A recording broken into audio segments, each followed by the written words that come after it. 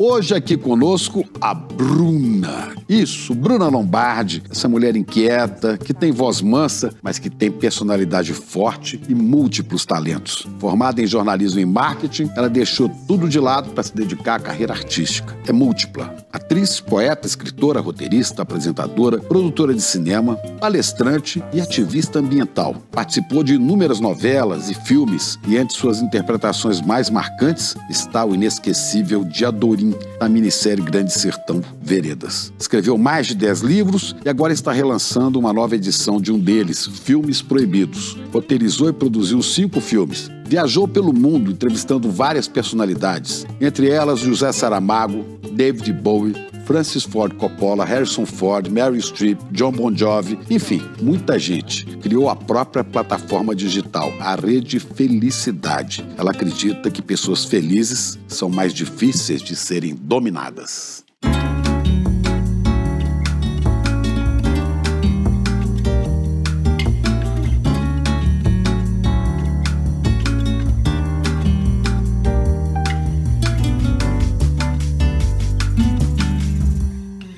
Eu falei de Bruna, porque eu me lembrei de Agildo Ribeiro, Bruna, no programa com o Jô Soares. Nossa, né? Impressionante. Que batia uma campainha. Para com essa campainha, múmia paralítica. Bruna. Era inspiração desde aquele tempo. Não, e pegou, né? As pessoas passaram... Nossa, passou tanto tempo e lembram, né? Do queridíssimo Agildo, queridíssimo. A turma mais jovem não se lembra, mas eu lembro bem. E lembro que desde aquela época, lá nos anos 90, 80, 90, né? Você já fazia tremer esses caras, essa ideia. O fato de ser uma moça muito bonita ajuda a abrir portas, certamente. Mas eu vejo que também fecha muitas janelas através das quais a gente pode descobrir essa mulher que eu apresentei aqui, que é atriz, que é escritora, que é poeta. O que é? Abre ou fecha? Depende para quem, né? De que lado você está? Você está olhando, você está observando, você está do meu lado aqui, vendo de fora, depende. Mas você acha que para você abre mais ou fecha? Eu não acho que dificulta chegar a você? Não posso dizer que tenha fechado portas. Não, de jeito nenhum. Mas também não posso dizer para você que eu abri as portas que eu abri, eu pessoalmente, por causa das pessoas me considerarem bonita, porque, na verdade, nem para os meus papéis de atriz, os mais marcantes, que eu sempre escolhi personagens ou mulheres fortes ou grandes personagens marcantes, a característica principal desses personagens não era nunca a beleza. Então... Não era a princesa de Hollywood. Não era, mas às vezes tentavam que fosse. Aí sempre né, são escolhas, às vezes você faz, às vezes você não faz. O importante, eu acho, nisso tudo, é você não acreditar nisso como a tua única chave, né? Uhum.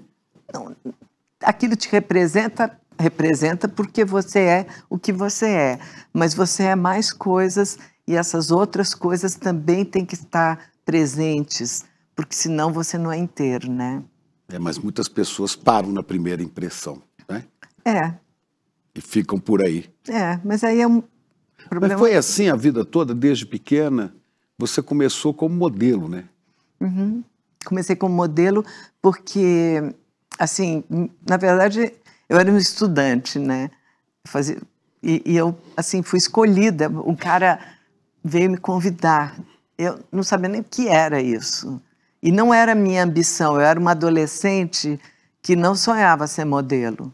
Uma das raras adolescentes que não tinha esse sonho. Não tinha de jeito nenhum esse sonho. Meus sonhos eram outros. Mas achei muito interessante ganhar meu dinheiro, ser independente muito cedo e entrar num mundo de pessoas muito diferentes, e me interessava conhecer novos, e viajar, e ter 1000 aberturas e tudo, mas especialmente ganhar meu dinheiro e não depender de ninguém, pelo contrário, né? Tudo que eu comprei, eu sempre comprei com a minha grana, então eu acho que isso me deu uma tranquilidade interior bem clara, assim. A propósito disso, você falou que sempre quis ganhar meu dinheiro, bancar minhas coisas. Eu vi uma entrevista que você fez com o John Bon Jovi, né, onde você perguntou a ele que tipo de mulheres você gosta. Ele falou todo tipo de mulher, não sei o que e tal. Né? Aí ele falou assim, mas mulher como você, não, você deve ser um osso duro de roer. Ele falou, difícil, eu gastaria uma grana para te fazer feliz. Você lembra o que você respondeu para ele? You're kidding. Não lembro, assim, mas eu lembro, você sabe o que é engraçado? Eu tinha esquecido disso completamente. Isso voltou à tona, viralizando pelos internautas. A internet é uma coisa muito interessante, porque a internet te traz coisas, assim, é igual você ganhar presentes do mar. Às vezes você está na praia, o mar te traz coisas, né? Especialmente, assim, essas praias mais desertas e tal. De repente você fala assim, olha que lindo que o mar me trouxe, né? Uma coisa assim, sei lá. Você não espera. Que você não espera que veio de algum lugar. E a internet tem um pouco isso. Os internautas, eles te mandam coisas de presente, assim. E quando eu vi aquilo, eu falei, nossa, eu tinha esquecido. E se não fosse a internet, eu teria esquecido completamente dessa entrevista. Mas ela toda hora volta à tona. É interessante, foi marcante. Não, a sua resposta foi terrível. Porque eu anotei aqui, estava revendo. Não, terrível não foi assim... Não, terrível, que eu digo assim, vamos aguda. Dizer, ele foi deu um assim, sorriso sedutor. Aliás, ele estava o tempo todo passando a mão no Não, mas cabelo. ele é uma ótima pessoa. Eu não... Ele ali Claro, teve um derrape, aquela derrapagem machista, que é natural de muita gente. Mas, então, cabe à mulher se interessar a ela também, botar o cara falar, ó, não é por aí. Você não foi grossa, né? Mas você foi certeira, você pôs aí no lugar. Eu gastaria uma grana para te deixar feliz. Você disse, você está brincando? Eu não preciso de dinheiro de homem nenhum. Você está brincando comigo? Eu tenho dinheiro suficiente. E ele ficou assustado. E você diz assim, eu tenho uma carreira profissional. Eu acho que é uma... Assim, a vida da gente coloca a gente o tempo inteiro em provas, né? O tempo inteiro você lida com provas. Então, você tem que...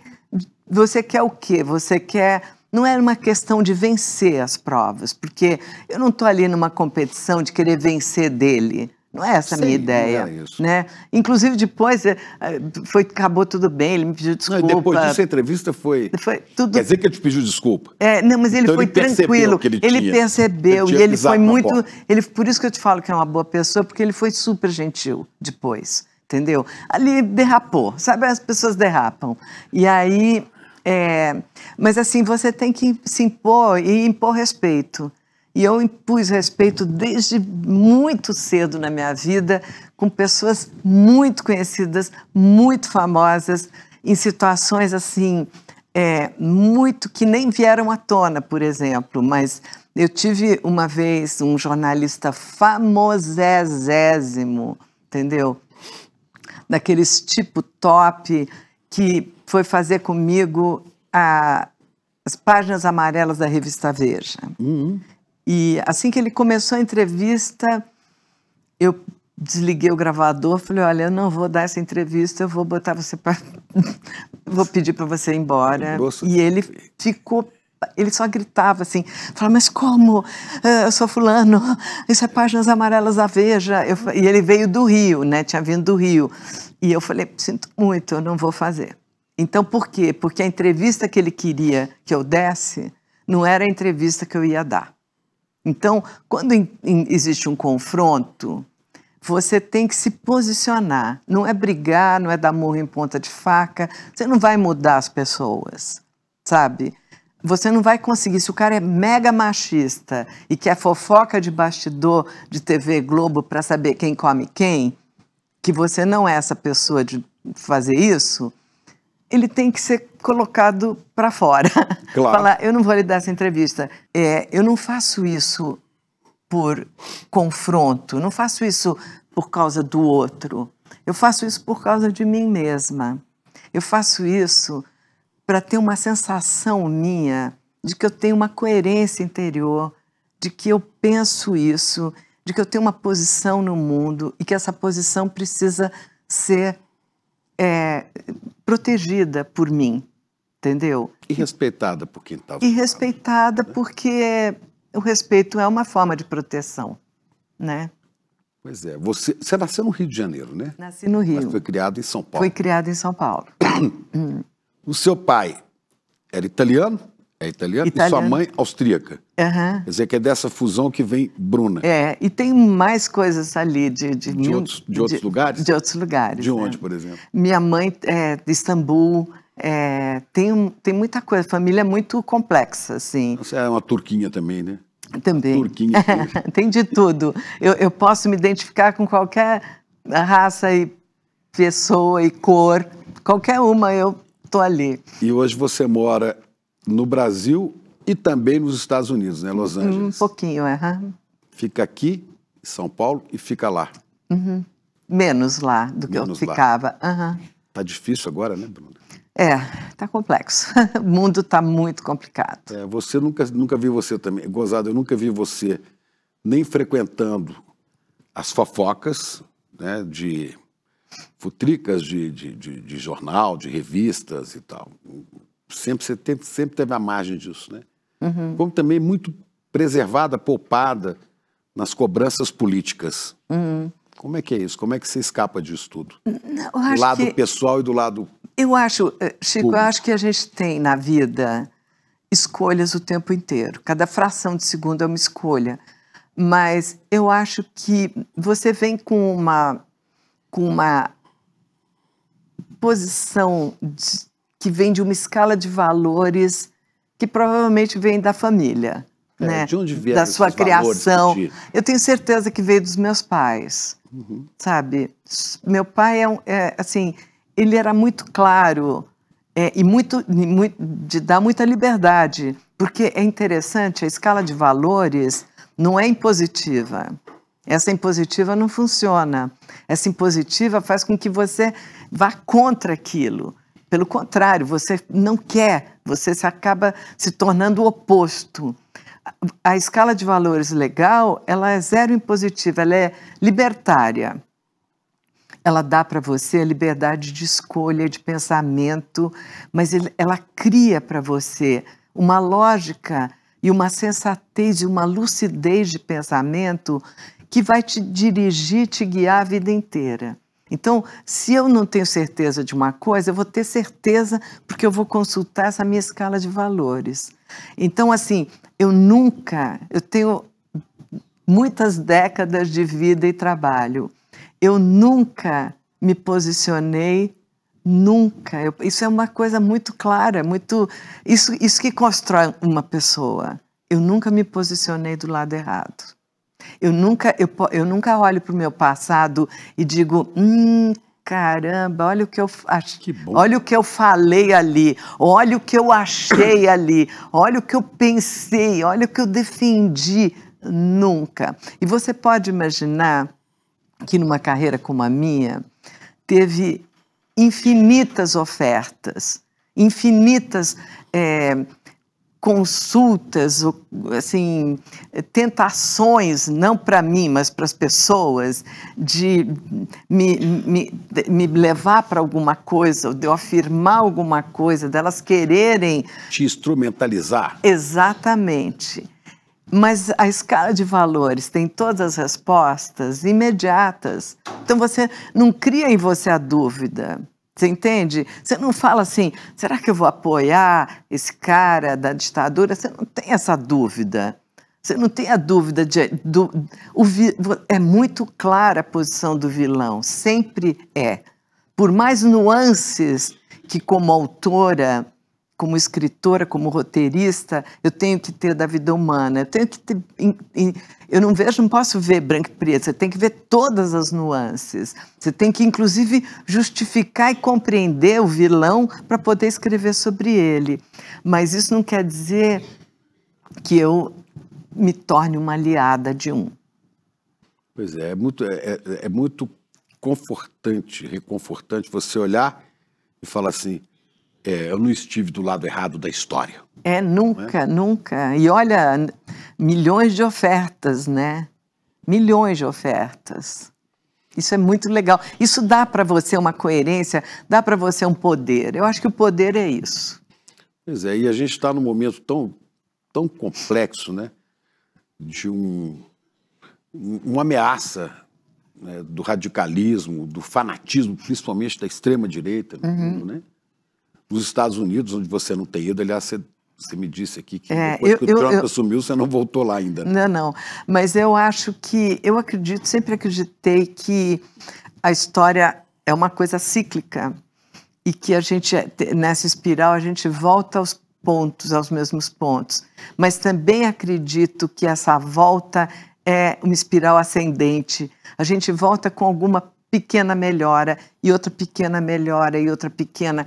A gente está passando, a gente o tempo inteiro tem ameaças gritantes, sabe? Seja desmatamento, a posição climática, seja a perda de liberdade, a censura, livros. O tempo inteiro você está nessa linha tênue do terror te invadir. Porém, hoje você dá nomes, hoje você... Eu acredito que junto com essa ameaça vem uma solidariedade. A gente sabe disso. A gente passou momentos de extraordinária solidariedade diante de um confronto real e grandioso. Claro, hoje está... né? E hoje está mais claro quem acredita em quem, né? Então, fica claro, é melhor lutar com a luz acesa. É melhor que as coisas fiquem às claras. Mas é bom que a justiça triunfe, né? Claro. É bom que a justiça triunfe, mas a justiça, ela é assim, sabe, infelizmente, ela não é uma linha clara. Ela não é. Porque ela é humana, é imperfeita. Poderia, mas a gente luta por ela. Mas então, você é de uma família de muitos irmãos ou você é filha única? Não, só tenho um irmão. Eu fui praticamente filha única porque meu irmão é 10 anos mais velho, então, assim, na minha adolescência ele já tinha casado, mas meu irmão sempre foi, assim, meu ídolo também, sabe? Um super artista, um cara muito talentoso, se formou, foi arquiteto, pinta, desenha maravilhosamente, música. Então, sempre teve assim, esse ambiente artístico muito forte na minha casa, sabe? Eu tive fonte ali para me alimentar, entendeu? E você, pequenininha, falava assim, eu vou ser o quê? Escritora? Eu vou ser poeta? Eu vou ser o quê? Olha, apesar de você já ser modelo desde muito nova. Mas eu nunca achei modelo. Eu me lembro, outro dia caiu na minha mão também pela internet uma reportagem que eu fiz na época de modelo, na revista Manchete, porque eu já era uma modelo muito famosa, muito conhecida, a modelo mais bem paga, então saía 1000 matérias, 1000 capas e não sei o quê. E saiu uma frase minha falando assim, olha, esse negócio de ser modelo é só uma pequena fase da minha vida. Então, isso vai ser passageiro, né? Vai ser passageiro, porque não era... Vou ganhar uma graninha fazendo isso, não mas eu quero era fazer outra coisa. minha ambição, eu ser uma modelo, não era minha ambição, né? Pelo contrário, eu queria quase me esconder, sabe? Tinha Sua ambição qual era? Escrever com certeza era, porque eu comecei a escrever muito cedo. E o meu retorno foi muito claro, entendeu? Muito imediato. Cada vez eu tinha o meu pequeno público. E o meu pequeno público era interessante. E eu tinha, assim, algumas vantagens, entendeu? Na escola, por exemplo, eu fazia coisas para as minhas amigas, para os colegas, ganhava lanche, os professores me mandavam ler o que eu tinha escrito numa outra escola, então eu tinha um dia livre, aí eu era perdoada por ir mal em matemática, então eu entendi o poder da minha... Falar assim, isso aí é bom para mim, isso aí é legal, eu tenho essa, vamos dizer assim, essa facilidade, né, para uma coisa, mas ela repercute, entendeu? Mas, na verdade, eu nunca fiz, se eu te falar com a maior honestidade, eu nunca na minha vida eu escrevi pensando que aquilo ia ser alguma coisa. Até hoje eu não escrevo. Até hoje eu não escrevo assim. Até hoje eu não escrevo assim. Seu primeiro livro foi um livro de poesias, né? Foi um livro de poesia. Também, para mim, assim, o mundo se abriu com aquele livro. E eu falei, como assim? Eu levei um susto. Foi um susto, porque, primeiro, eu era... Aquelas poesias que vocês guardavam na caixa e um dia você tirou todas e falou, agora vai virar livro. Na verdade, um jornalista... É tudo gente sempre me puxando para algum lugar. Que eu acho que são anjos, né? Que aparecem. Um jornalista viu um trecho, uma poesia que saiu numa reportagem, porque eu dava muita entrevista, sempre dei muita entrevista. Então, e eu falava sempre de poesia, sempre falava de literatura, em todas. E aí o cara falou, bora, me manda isso, entrou em contato, vamos publicar, mineiro, esses mineiros, viu? Vamos publicar... porque a gente sabe procurar, mineiro. Não, mas sabe que Minas... né? sabe? Mexer nas mas minas que de Minas ouro. teve um momento que Minas, até hoje é excelente, mas era assim o centro da literatura, né? Todo mundo em Minas escrevia um livro, era uma loucura, quase está igual hoje, mas, enfim, não tinha, era muito mineiro escrevendo.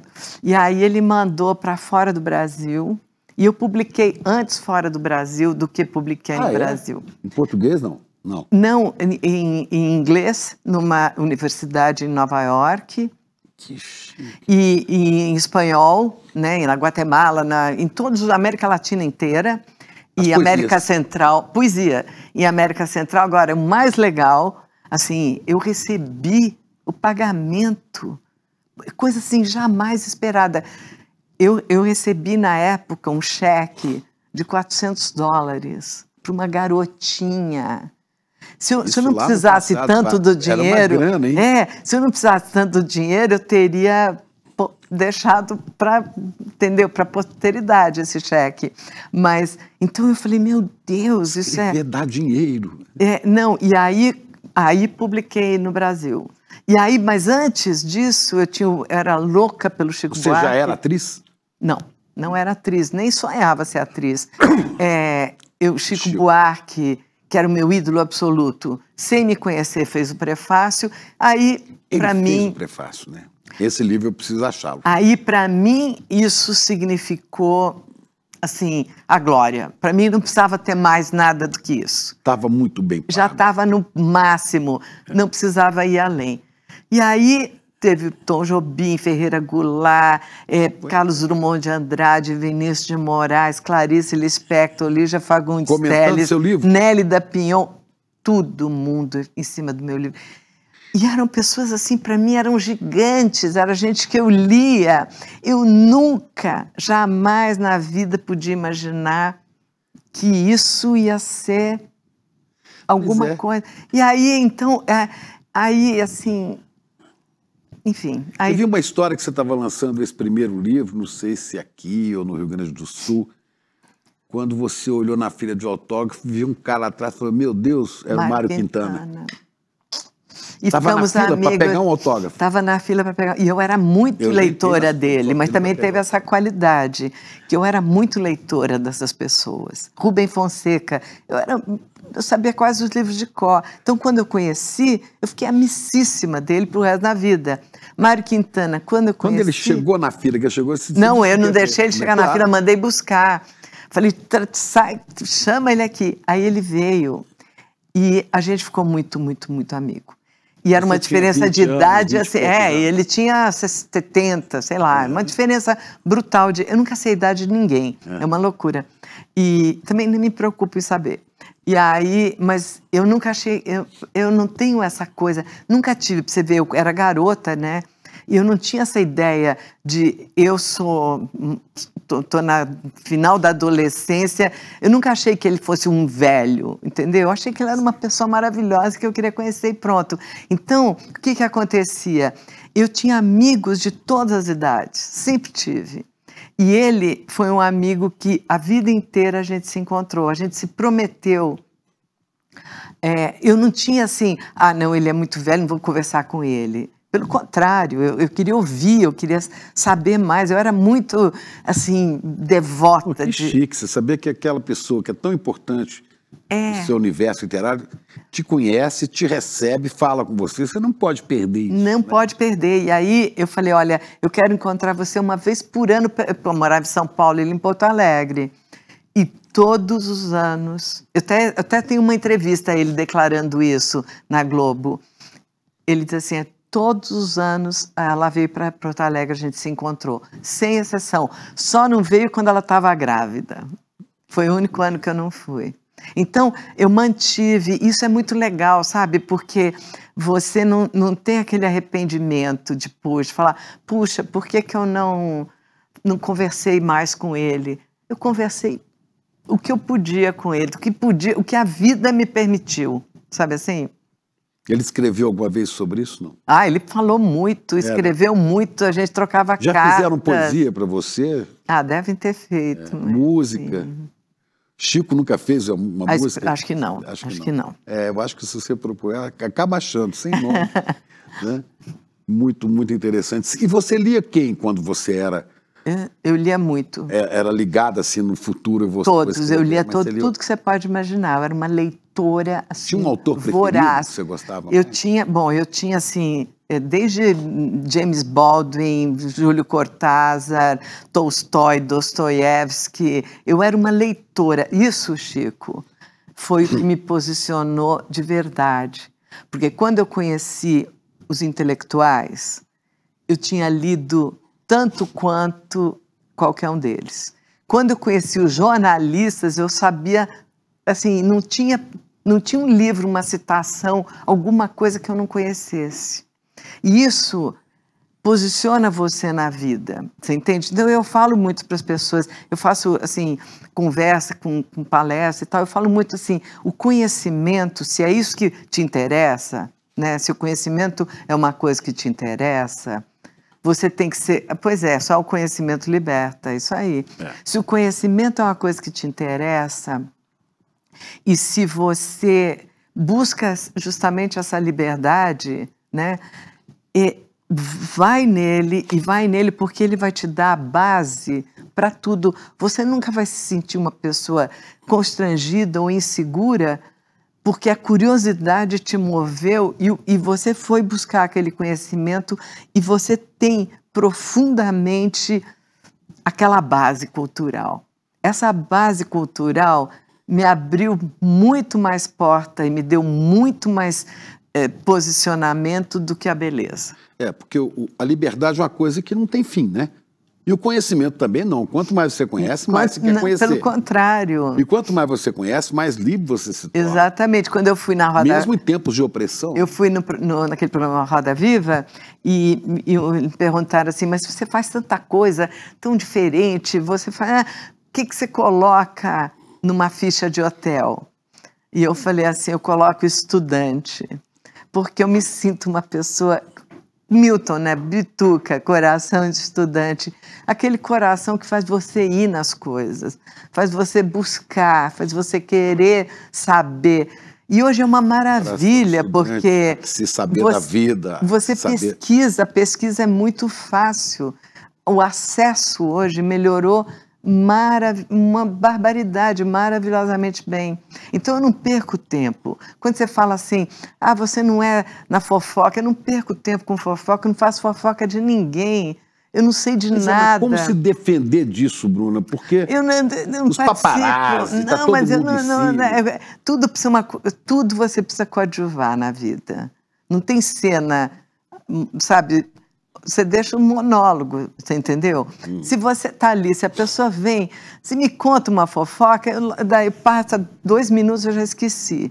Então, por quê? Porque minha mente está em outro canal, você entende? Eu não tô... Você é casada com outra figura artística exposta, né?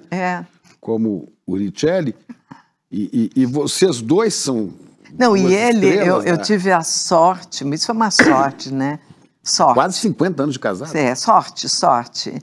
E de encontrar um cara como ele, que é um leitor tão ávido quanto eu, hoje até mais do que eu, brinco, eu falo assim, porque eu fico escrevendo, então ele tem mais, mas assim, ele, quando a gente se juntou, assim, a gente tinha os mesmos livros, sabe, um monte de livro repetido, então assim, essa busca, essa curiosidade, eu digo, nunca permanece e é muito legal. Nunca vi ninguém vasculhando nem a sua vida, nem a vida dele. Você sempre teve a margem, na parte disso, você e ele, né? Sempre. É outro canal, né? Agora, há uma Bruna que o pessoal da minha geração conheceu talvez mais, porque foi no tempo da TV Manchete, né? O Gente de Expressão. Foi TV Manchete aqui. Né? Foi Manchete, depois foi Bandeirantes. Foi Bandeirantes. A Bruna tinha um programa de entrevistas. Quantas entrevistas você fez, você sabe? Durante 10 anos. Mais de 1000. Uma loucura, nem sei. Não sou boa de número, você percebeu, né? Não sou boa. Ela fez um programa chamado Gente de Expressão, não é? Porque da atriz a gente conhece muito, da escritora um pouco menos, e dos programas só quem viveu a época, né? Agora, para essa entrevista que eu ia fazer aqui, eu resolvi rever alguns programas, que eu tinha assistido alguns na época, e um dia desse, já tem uns meses, eu estava viajando e botei para ficar ouvindo você com o Tom Jobim. Uma entrevista fantástica, né? Na casa dele, Bom, ele é como eu te falei, ele é um dos maiores artistas, músicos, poetas do planeta de todos os tempos. Esse é o Tom Jobim. O que eu descobri, revendo você principalmente, porque na época a gente via, né? Mas revendo, é que você é uma grande entrevistadora, você é uma grande jornalista. Você se formou em jornalismo, né? Mas nunca exerci. Mas exerceu? Exerci, é verdade. É jornalismo puro, na veia, na entrevista. Jornalista é isso, é fazer pergunta, né? Você lembra de algumas entrevistas dessa que você fez, assim, essa me marcou muito? Olha, cada uma marca de um jeito, né? Porque... mas alguém que você chegou e falou, nossa, eu estou entrevistando essa pessoa, que entrevista forte. Quando chega no final, às vezes acontece comigo, eu falo assim, nossa, foi muito bom isso. Teve tanta coisa, tanta intimidade, assim, exposta. E teve um negócio também, que você falou de ser uma boa jornalista. Eu nunca quis pegar uma cilada de ninguém. Eu vou te dar um exemplo. Muitas vezes o cara fazia era gravado o programa, fazia uma declaração ali sabe, naquela coisa de estamos conversando nós dois, e saía alguma coisa assim muito, muito íntima e que daria, no dia seguinte seria manchete de todos os canais de TV, de todos os jornais e tal. Acabava a entrevista, o cara falava assim para mim, puxa, por favor, não coloca isso. Eu falava, pode confiar em mim. Mas teve uma que você... Eu nunca deixei de colocar. Mas eu nunca teve uma coloquei. Que foi colocada, eu não sei se você deixou, mas é colocada. Você entrevistava, eu quero até dizer para você que está em casa aí, né, não agora, porque você vai perder essa entrevista, mas depois você põe aí, Gente de Expressão. Está no YouTube, no meu canal. Você vai ver o tanto de entrevista legal com ele. Entra no meu canal do YouTube, nas minhas redes sociais, tem tudo. Eu estava revendo uma delas com um jovem, ambicioso empresário chamado Donald Trump. Você entrevistando o Trump, né? E no meio da entrevista, acho que tem um pequeno intervalo ali, ele vira para a produção e fala assim, mas ela é casada? Aí você falou assim... Happily married. Muito feliz no casamento. E ele ficou assustado. Né?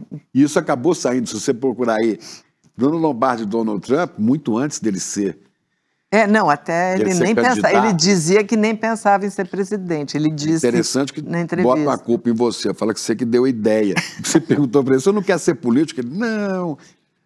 Não, mas não fui eu, gente, juro por Deus. Não, você não tem essa culpa, não, pelo amor de Deus. Depois você podia ser até presidente da República. Ele falou assim, de jeito nenhum, eu não penso nisso. Eu já devia pensar desde criança, né?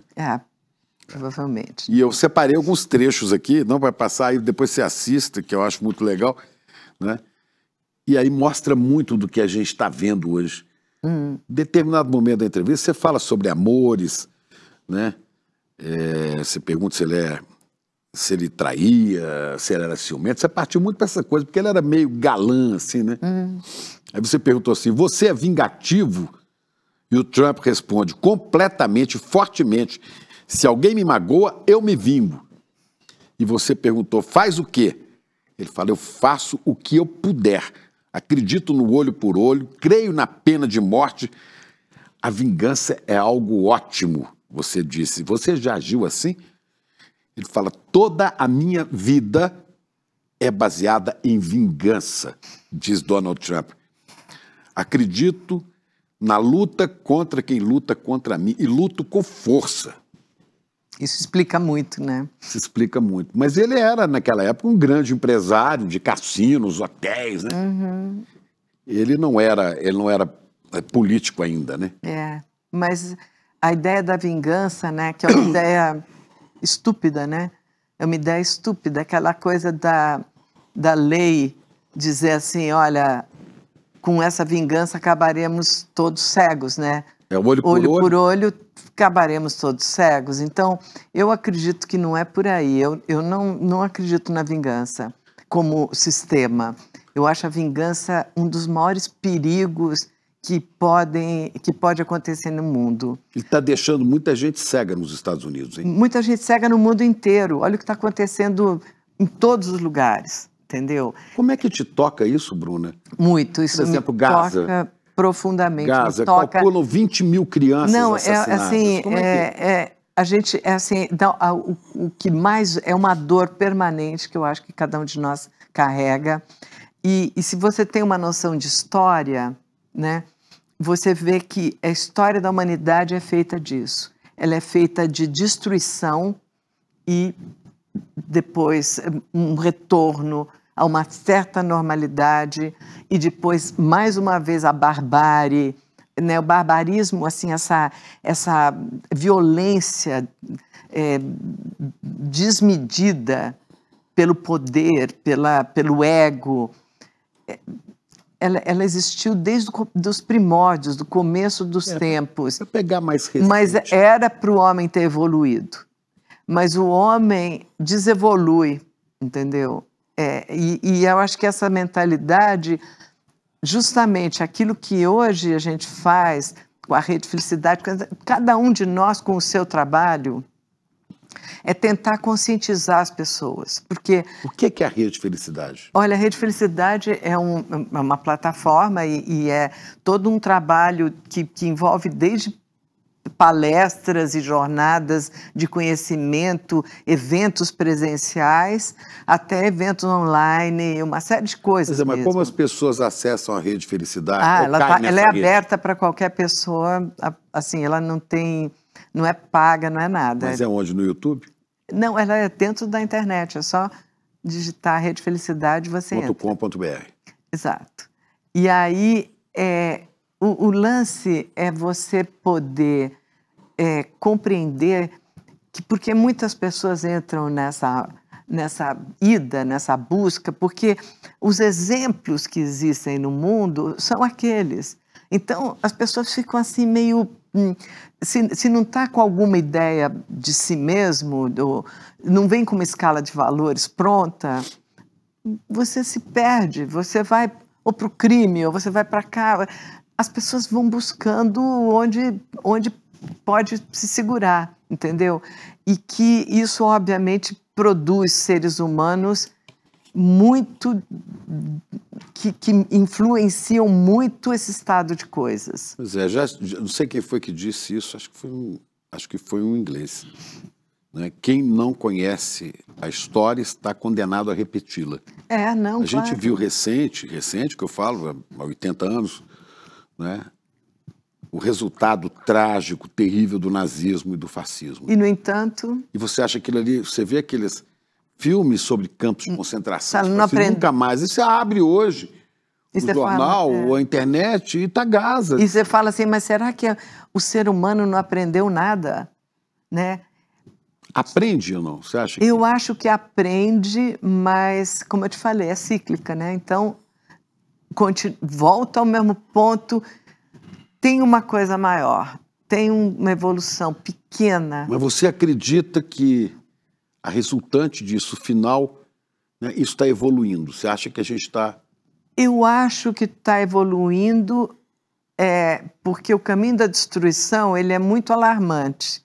Né? Você veja, nós estamos nesse momento vivendo um perigo de desmatamento surreal.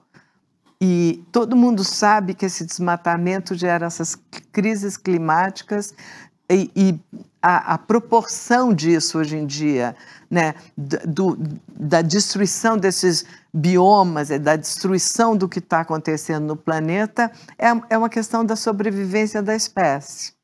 Mas o desmatamento você associa, você liga esse desmatamento à concentração de riqueza, do dinheiro, da renda, do poder? Mas tudo está ligado a poder e ganância, tudo, sempre, né?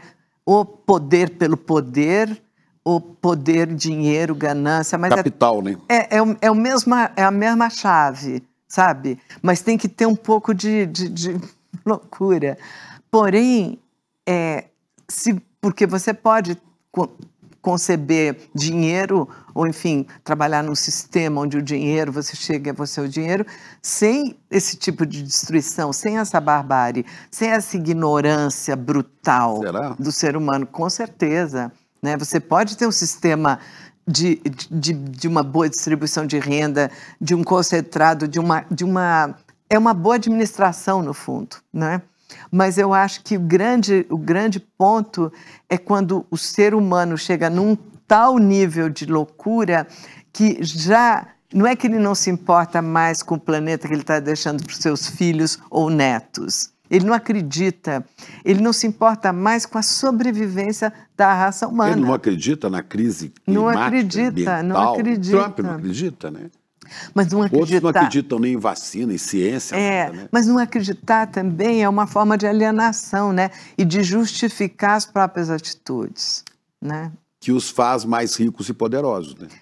Mas você sabe que eu acho que as pessoas que acabam tendo uma vida pior, bem pior, e com o tempo isso... Aqui se faz, aqui se paga... Eu acredito mesmo nisso, eu vejo, não é que eu acredito, eu vejo, eu acompanho, eu olho e falo assim, olha só, o cara está lutando numa ganância, mas a vida dele é miserável, você entende? Aquela vida assim... Mesmo... Eu fico olhando, às vezes, o homem mais rico do mundo, Elon Musk, eu olho e falo assim, mas esse cara tem tudo, em termos materiais, tudo. Mas eu falo assim, você acredita que esse cara possa ser feliz de verdade? São escolhas, né? Mas acontece que tem que ter de tudo no mundo. A gente só não quer que o planeta se destrua. É um planeta lindo, né?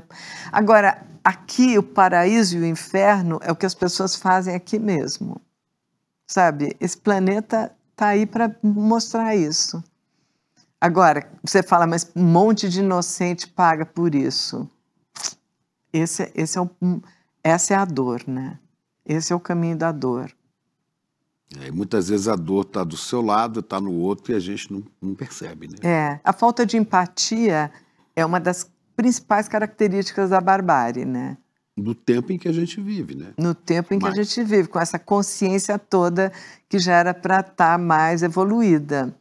Mas é um caminho, é um retrocesso dessa consciência para voltar para a consciência. Mas eu acredito, eu tenho que acreditar, eu tenho que ter uma visão otimista e uma esperança. Você tem uma visão espiritual também? Você muito acredita? Forte, muito forte. Tem uma religião, uma coisa?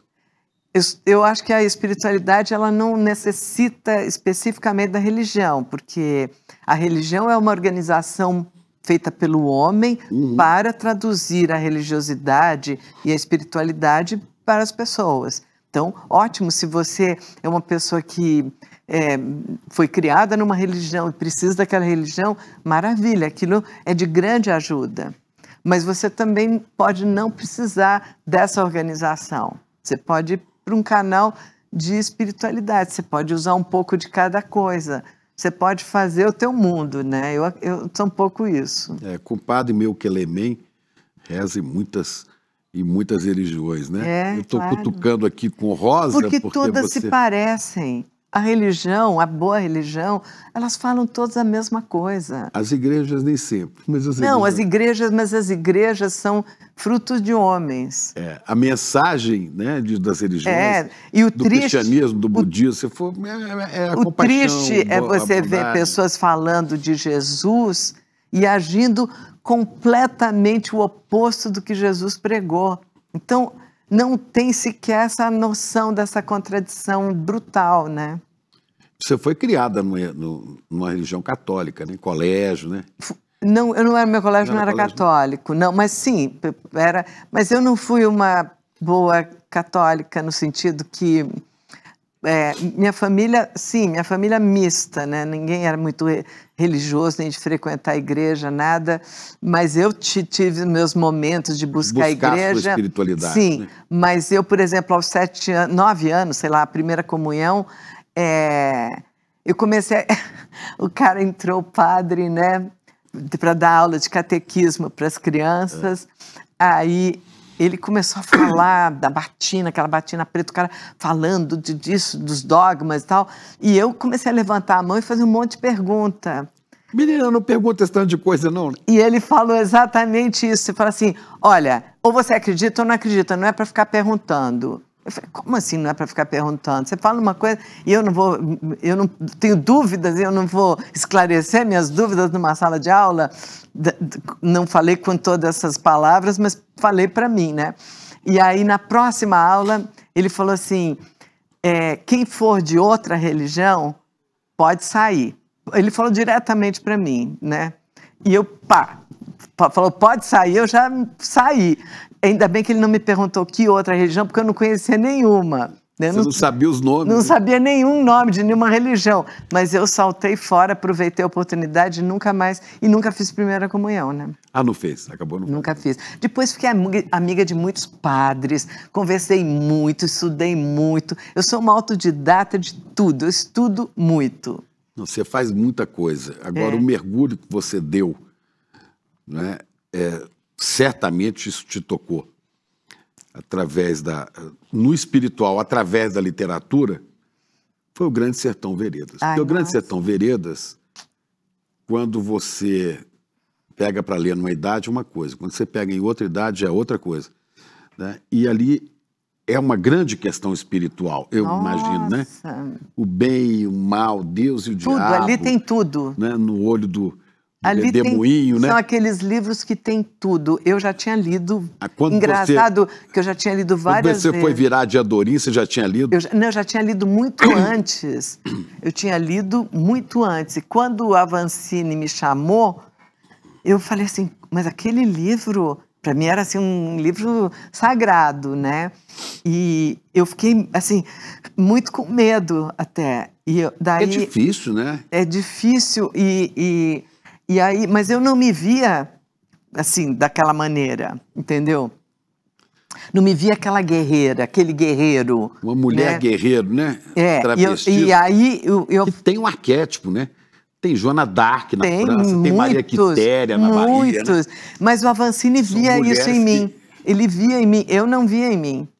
E ele via, e uma vez eu estava no sertão com ele. Para mim, assim, o sertão foi entrar num lugar, assim, foi um mergulho total, profundo, viver no sertão durante todo aquele tempo, foi transformadora, mergulhar num país, assim, na profundidade mesmo, na profundidade, a gente fazia os caminhos do próprio Guimarães, numa época que as pessoas não sabiam nem que existia televisão, um aparelho chamado televisão, naquele lugar. Ou seja, a gente foi no ermo do mundo, de verdade, né? As pessoas que vieram, os figurantes que vieram fazer as batalhas, eles achavam que a gente era jagunço e que estava sendo uma guerra mesmo. Eles não sabiam que era de mentira.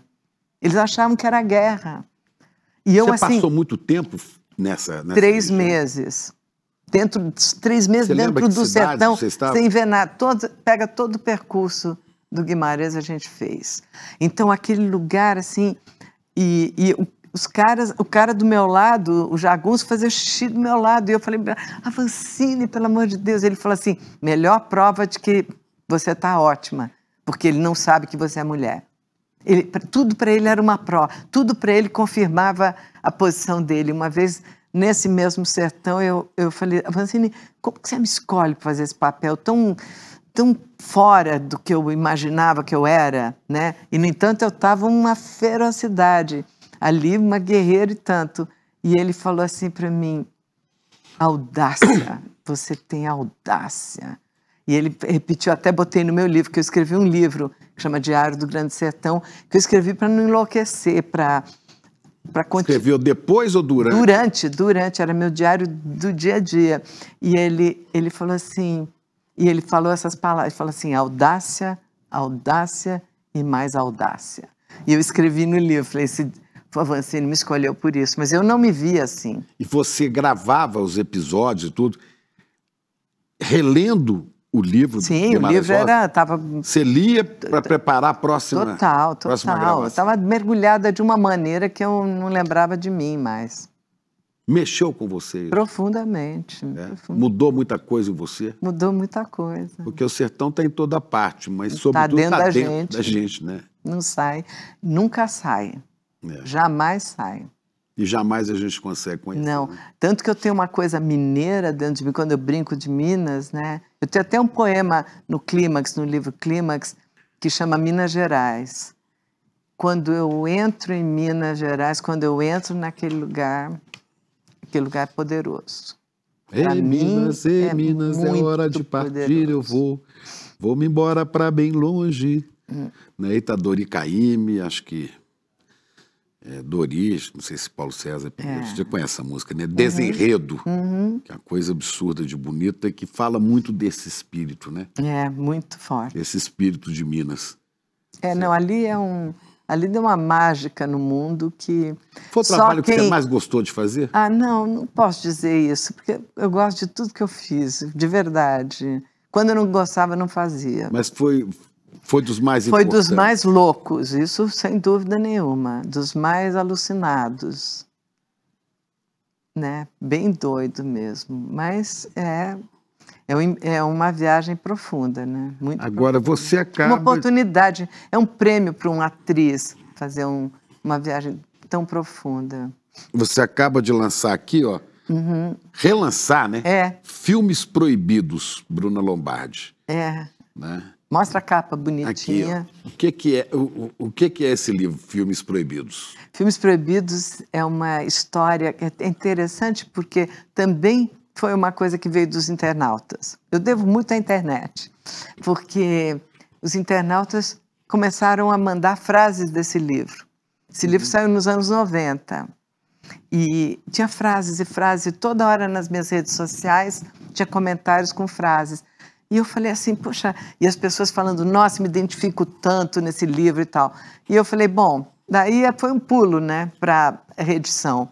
A Record reeditou, e é um livro que é uma história de amor. E o mais legal, para minha surpresa, é que o livro fica profundamente atual. Isso para mim é uma... Foi de quando esse livro? 90. 90, 30 anos, 35. E ele super atual, e é uma história de uma mulher que se apaixona. E eu escrevi uns textos de introdução, escrevi um texto que diz quando as coisas ainda não tinham nome, porque hoje você nomearia tudo isso, né? como chama isso, como chama aquilo, mas naquele momento não. Mas naquele momento ela se apaixona loucamente, ela embarca nessa paixão e vai se jogando na vida, e a vida vai preparando 1000 ciladas e, ao mesmo tempo, coisas engraçadas, personagens que ela conhece e tal. É uma odisseia de uma mulher atrás de uma paixão, assim, avassaladora e desmedida mesmo, se joga sem rede de proteção. Filmes proibidos, que coisa. Relançado agora. Né? Como diz aqui o Rodrigo Lacerda, é um novo clássico de impressionante atualidade. É verdade. Isso para mim é uma surpresa. Mas... Desses mais de 10 livros que você escreveu, esse é que você gostou mais? Você está relançando? Não, esse é o único romance por enquanto, né? Eu tenho um outro, mas ainda não saiu. Então é diferente, ele tem uma diferença. Mas não tem gostar mais ou menos, eu gosto de tudo. Eu estava revendo programas que você fez, que eu adoro você, repórter, você entrevistadora, né? Falamos aqui de Tom Jobim, Saramago. Saramago, maravilhoso. Ele é Pilar, nossa. Você hoje tem contato com a viúva do Saramago, a Pilar, porque a gente participa de um grupo. Maravilhoso. Um grupo de WhatsApp chamado Literatura e Liberdade. Melhor nome do mundo, né? Literatura e Liberdade, né? E com um grupo, assim, com pelo gente... Afonso Borges, né? Com gente Está você, está a Pilar, Saramago, né? Um mundo de gente ali. Eu falo que eu não dou conta, porque é quase 1000 mensagens por dia, só textos bons, né? Não, todo mundo ali é craque. Juntou uma energia de pessoas generosas, muito inteligentes e muito ativas, muito produtivas, sabe? Que não só têm consciência, mas trazem coisas extraordinárias. Só para ler os livros de cada um, você já fala uau, sabe? Um melhor que o outro. Mia Couto. Maravilhoso. Tá tudo ali no... Todo dia tem alguém lançando um livro. Verdade, né? Tony Bellotto, muda de gente. Eu estou vendo aqui, revendo, vou deixar isso aqui como sugestão para você, os livros da Bruna e as entrevistas que você pode ver no YouTube. Só separei algumas aqui, ó, de gente que já partiu, mas que foi bem barulhento na época, como Dercy Gonçalves. Nossa, adoro. Clodovil, né? Eu já tinha falado aqui do John Bon Jovi, né, e do Trump, né, mas tem o Tom Jobim, tem o Bituca, o Milton Nascimento. Uma maravilhosa entrevista. Difícil, porque ele não fala muito, né? Mas ele falou, viu? Djavan. Querido amigo. O também. Gil, o Tom Hanks, Harrison Ford, a Elza Soares. Linda. Que figura forte, espetacular. Né? O Jô Soares, para falar de Elza Soares. Né? Nossa, tem muita gente. A Hebe, a Naibelo, Rita Lee, Bertolucci. Nossa, assim, eu vou lembrando, mas não dá para falar todo mundo. Na internet, né? Tá fantástico. Tudo lá. Tá, porque era um programa independente, né? A produção nossa. Pois alguma TV é a dica, né? O ICL não pode fazer isso, né? A não ser que a gente lute muito para conseguir. Mas devia reeditar isso e passar uma por uma de novo. Mas a internet é muito boa para isso. Eu acho que a gente não precisa da TV. Vai lá e busca, né? Como nós, ICL, não estamos... A internet é democrática. Nós não estamos em nenhum canal de televisão, né? Nós somos ICL. E é ali, icl.com.br. ICL, Instituto Conhecimento Liberta. Muito bom te receber aqui. Muito bom, querido Obrigado Chico. demais. Obrigada Coisa a você, linda. mineiro. Mineiro. Pronto, obrigada. Fala, turma. É o seguinte, quer mais uma chance para assistir a nossa aula que fez o maior sucesso de educação financeira? Teve gente que perdeu por diversos motivos, né? Até por ter esquecido, simplesmente, e está querendo assistir. Então a gente vai liberar um link aqui para você poder assistir a aula e aproveitar tudo que ela trouxe de bom para as pessoas que estavam lá. Realmente, é 1 hora para mudar completamente a sua visão sobre o mundo das finanças e dos investimentos. E no final da aula também uma chance de você se juntar a mais de 70 mil pessoas que fazem parte da nossa comunidade, que todos os dias acompanham os mercados e tem toda essa nossa ajuda, esse nosso suporte para reequilibrar a sua vida financeira, tá bom? Boa aula para vocês. E aí, Chico, vamos me incorporar, amigo? Velho, agora. Rapaz, que estampa é essa, rapaz? Gostou? Pô, Comprei na loja de CL. pô, tá agorinha. Vista a coragem. Leve a luta com você. Camisetas da comunidade mais corajosa do Brasil. Acesse souicl.com.br e garanta já a sua.